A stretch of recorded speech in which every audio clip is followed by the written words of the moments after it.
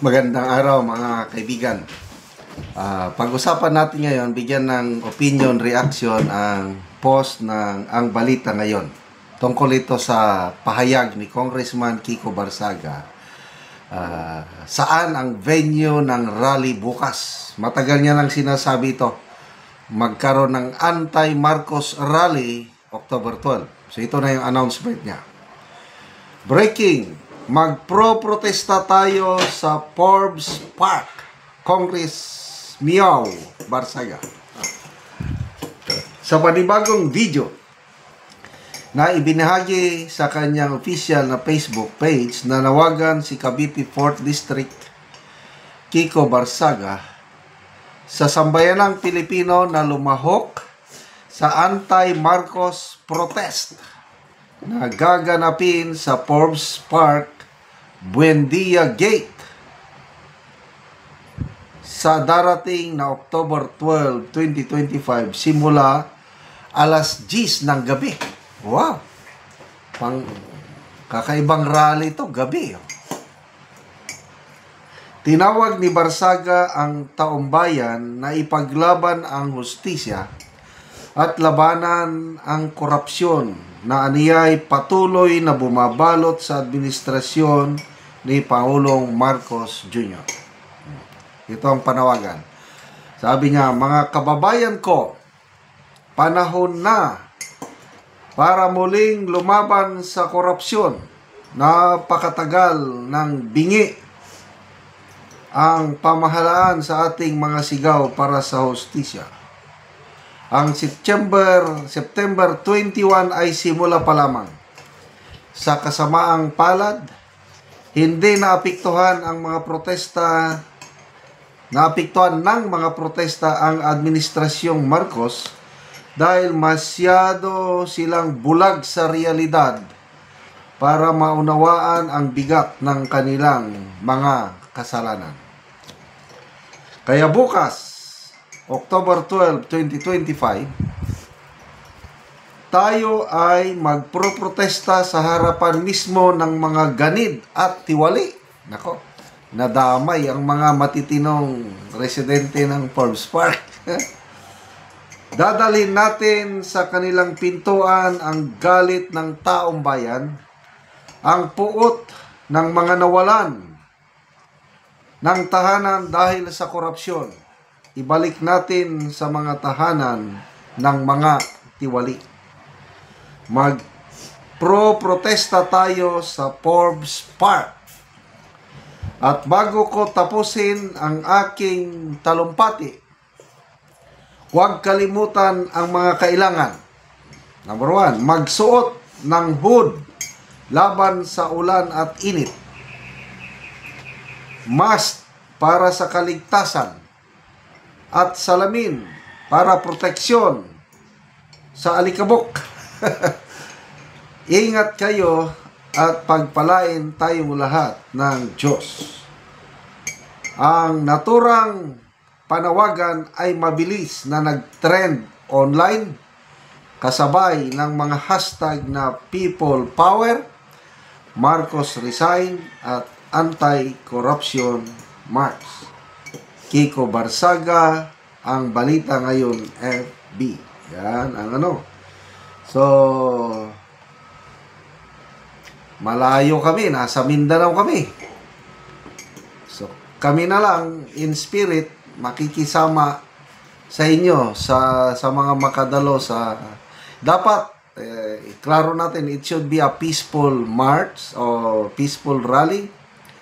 Yung wag nating gayahin yung nung September 21 yung ginawa ng mga makakaliwa. Una, ang mga pulis hindi kalaban. Ginagawa lang nila ang kanilang tungkulin. Kaya sana itong rally sa Forbes Park nito is mabantayan, baka mahaluan ng iba. Yung mga kabataan na nambabato sa mga pulis. Ang daming nasaktan ng mga pulis. Iba na yun. So, sana mabantayan ito. Itong panawagan ni Congressman Barsaga, sana may gagawin silang para ma-determine yung nakakatakot yung masalisihan, magkagulo ng dahil sa presensya ng mga kagagawa nito ng mga makakaliwang grupo, yung nang sunog, yung nangransak ng Sogo Hotel, yung lulusobin ng Malacanang para sunugin, ibang grupo na yon. So ito, I believe this is a peaceful rally na panawagan, at kawawa lang ang mga kawawang mga residente rin ng mga yung mga matitino, tahimik na residente ng Forbes Park. Bakit pinili ni Congressman Barsaga ang Forbes Park? Dahil ang naintindihan ko dito, itong mga opisyal ng gobyerno na nangurakot sa kaban ng taong bayan, ang iba dyan nakatira sa Forbes Park. Mayroon pang ang balita, isang kongresista, 10 na ata ang kanyang bahay sa Forbes Park. Hindi nagkasya sa ganyan talaga yung pag mapasukan ka ng espiritu ng kasakiman, wala ka talagang katagbawan sa Bisaya. Ano bang Tagalog ng contentment? Hindi ka magkasya sa isa, gawin mong 2, 3. Hindi ka magkasya sa milyon, gawin mong bilyon. Hindi ka magkasya sa bilyon, gawin mong trilyon. So, ayun. Sa November, meron din. Ay, hindi. Every Friday, meron din pala. Yung Trillion March, nag-organize ng another rally sa November 30. Kailang every Friday naman, meron silang noise barrage. Kailang wala akong tiwala dito sa Trillion March. Mga kuha nito. Parang kunwari, nagrarally lang. Kailang yung pananagutan, mahina. Hindi katulad nitong kay Congressman Barsaga. Ito talaga ang tunay na rally. Basta, ulitin ko, walang mahalo na mga nanggugulo, yung mga nananakit sa pulis at naghahasik ng karahasan, yung violence. Dapat peaceful rally lang tayo lahat. Salamat mga kaibigan sa inyong pagsubaybay sa ating channel. Nakakatulong kayo ng malaki sa tribong Talandig ng Bukidnon dahil ang ating income sa channel ito pantulong sa tribo. Namimigay tayo ngayon ng mga libreng yero at pako para makapagpatayo itong tribo ng mas maayos na tirahan. Panoorin nyo ang video na ito.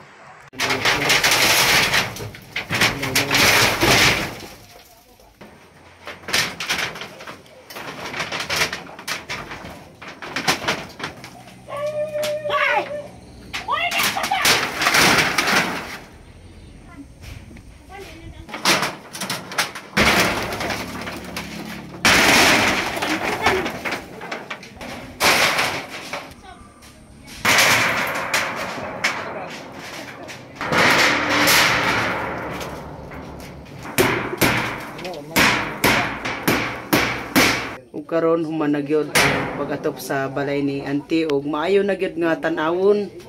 So dili na sama ganina nga mga buslot na ang yangiro. So karon maayo na. So kini si auntie usa ni siya kabalo nga wala na niya kakayahan sa pagpuli sa iyang atop apan karon nalipay siya nga natagaan siya giro. Salamat nga napulian na gyud akong atop. Mabainting ko na ni katuig. Nagayag na. Oo.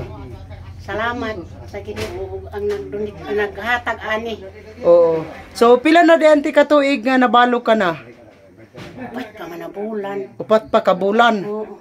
Oo, so kuan gyud auntie ba dugay-dugay nang wala mo nakapuli og atop, namatay na lang si uncle. Oo, dugay-dugay na. Among atop. Oo. Lagi. So pila ka buki mong anak ante? 4. So tanan na nakapamilya ante. Tanan na. Ay, so ang nagpuyo karon, ikaw ra sa imong balay nagpuyo karon. Ako akong mga apo. Ikaw ug ang imong mga apo. So pila na day imong edad ante? 57 o 55. 55 ka na. Oo, so kuan na gyud ante ba? Pila na kabuk yung mga apo ante? Unom na. Oo, sige. So salamat kay ante. Salamat sa paghatag sa sin. Oo, makabid.